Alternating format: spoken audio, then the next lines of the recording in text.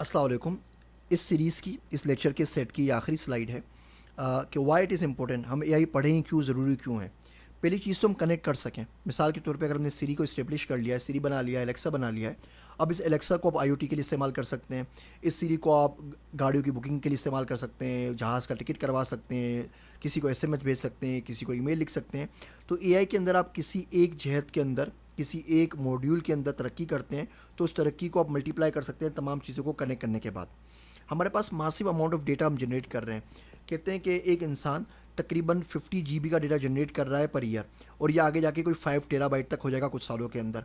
तो इतना सारा जो मासिव डेटा है उसमें हमारे सारे के सारे बिहेवियर्स हैं, सारी की सारी इन्फॉर्मेशन है। हम पहले डिस्कस कर चुके हैं कि जो इंसान है वो सिक्वेंशियल एनिमल है। हम तमाम काम सिक्वेंस में करते हैं। आप अपना टेलीफोन नंबर मुझे रिवर्स ऑर्डर में नहीं बता सकते, आप घर का एड्रेस रिवर्स ऑर्डर में नहीं बता सकते। हम जब चल रहे होते हैं कोई सीढ़ी का स्टेप मिस करते हैं तो पूरी बॉडी हमारी रिफ्लेक्स एक्शन में चली जाती है, बिकॉज हमारा माइंड कंटिन्यूस प्रिडिक्शन मशीन है। वो प्रिडिक्ट कर रहा होता है सीढ़ी आएगी, सीढ़ी आएगी, सीढ़ी आएगी, और सीढ़ी का स्टेप मिस हुआ तो पूरी बॉडी रिफ्लेक्स एक्शन में चली गई। आप किसी शख्स को देखते हैं, अगर डिफॉर्मिटी हो, उसकी नाक गायब हो या आँख गायब हो, तो आप उसको फेस टू फेस देके बात नहीं कर सकते, क्योंकि हमारा माइंड मुसलसल में बोल रहा होता है नाक यहाँ होगी, नाक यहाँ होगी, नाक यहाँ होगी, लेकिन नाक वहाँ से मिसिंग है, नाक कहीं और है, या नाक खुदा ना खासा कटी हुई है। अब उस शख्स को फेस टू फेस देख के बात करना आपके लिए बड़ा मुश्किल होगा इसी प्रोडिक्शन की वजह से। तो ये तमाम के तमाम बिहेवियर्स हम जनरेट करते हैं। मिसाल के तौर पे आप जब भी वॉलमार्ट या सुपर मार्केट जाते हैं, you always always shop counter clockwise, और जब आप जाते हैं ईद के ऊपर, बकरा ईद के ऊपर, तो आप क्लॉकवाइज शॉपिंग करते हैं, आप फूड से शुरू करते हैं। इसी तरीके से वो डिज़ाइन की गई हैं। अब ये ह्यूमन बिहेवियर्स हैं। आप सोते जिस तरीके से हैं वो हमेशा सेम रहता है। अगर आप टांग के नीचे तकिया रख के सीधे हाथ पे सोते हैं तो आप हमेशा सोना ऐसे ही स्टार्ट करते हैं। आप जिस तरीके से नहाते हैं सेम रहता है। अगर आप पहले कंधे पे पानी डालते हैं तो वो ज़िंदगी भर सेम रहता है। आप जिस तरीके से कपड़े पहनते हैं, बहुत सारे काम हम ज़िंदगी में करते हैं जो सारे सीक्वेंस में करते हैं। तो अगर मुझे आपका ABC सीक्वेंस बताओ तो मेरे लिए कितना मुश्किल है कि मैं आपका डी प्रिडिक्ट कर सकूँ। अमेरिका के अंदर हम किसी भी शख्स की लोकेशन 6 हफ्ते पहले, 6 वीक्स इन एडवांस 86% एक्यूरेसी से बता सकते हैं 3 मीटर रेडियस के अंदर। हमें पता है मंडे को उठेंगे, सुबह स्कूल को बच्चों को स्कूल छोड़ेंगे और ऑफिस पे चले जाएंगे। अब हर मंडे यही काम करते रहते हैं, और 6 महीने का डेटा अगर आपका मेरे पास मौजूद हो तो मेरे लिए क्या मुश्किल होगा। वो आपको मैंने CNN का इंटरव्यू नहीं दिखा था लॉरी सीगल का, उसके ऊपर हमारा एक ओसिन का मॉड्यूल है कि तमाम काम कैसे कर सकते हैं। हम डिटेल में डिस्कस करेंगे, लेकिन मैं वो इसी तरीके से किया था। फिर हमारे पास डेटा की सोर्सेज बहुत सारी हैं। हमारे पास स्ट्रीमिंग डेटा आ रहा है, हमारे पास आपका वीडियोज़ आप कौन सी वॉच कर रहे हैं वो डेटा आ रहा है, वेब सर्फिंग का डेटा आ रहा है, आपकी शॉपिंग का डेटा आ रहा है, आपकी ट्रेवलिंग का डेटा आ रहा है। फिर फॉर्मेट्स अलग अलग हैं, कोई ऑडियो फॉर्मेट में, कोई वीडियो फॉर्मेट में, कोई CSV फाइल में, कोई एक्सेल में, कोई क्लिक की फाइल में, कोई XML फाइल में, कोई JSON फॉर्मेट के अंदर है। इन तमाम को हैंडल करना इंसान की बस की बात नहीं है। आप तो किसी एक इंसान का डेटा नहीं कर सकते। आपने नामा अमाल का सुना होगा ना, कि जिसमें हर चीज़ लिखी जा रही है। तो बिल्कुल इसी तरीके से, और बेशक वो बरहक है, बिल्कुल इसी तरीके से ये AI के नामा अमाल के अंदर हर चीज़ लिखी जा रही है, और AI के पास वो पावर है कि उन तमाम चीज़ों को एक्सेस कर सके।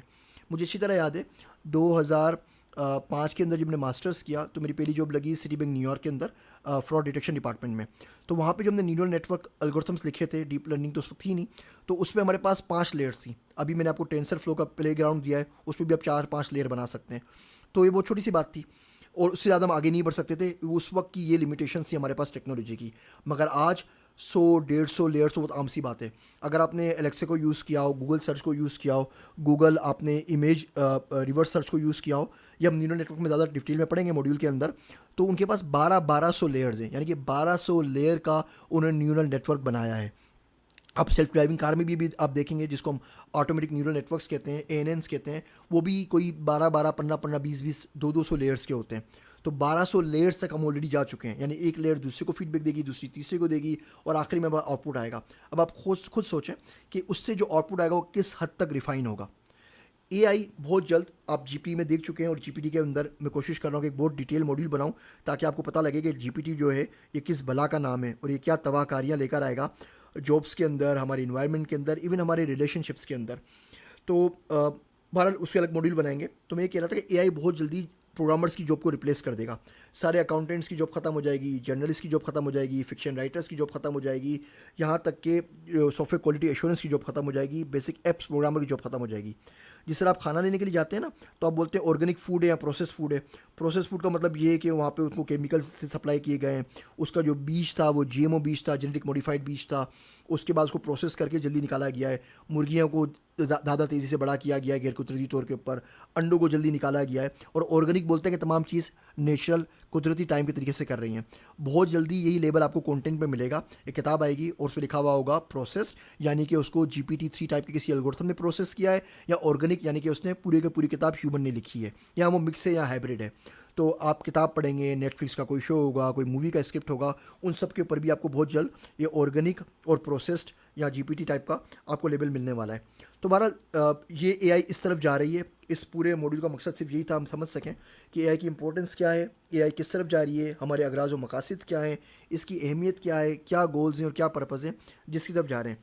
आपको बहुत सारी चीज़ें रिपीटेशन फील हो रही होगी, लेकिन बार बार इन चीज़ों को याद दिलाने का मकसद यही है कि हम अपने मेन मकसद से ना हटें। हमें पता हो कि एआई में हम क्या करने जा रहे हैं, और जब ये पूरा कोर्स कंप्लीट हो जाएगा तो कुछ मॉड्यूल्स को मैं आगे पीछे करके उसको रीशफल कर दूंगा, ताकि नए आने वाले के लिए आसानी हो। मेरी बातें सुनने का शुक्रिया। अगले मॉड्यूल्स के अंदर हम मज़ीद बात करेंगे। जज़ाकल्लाह खैरन।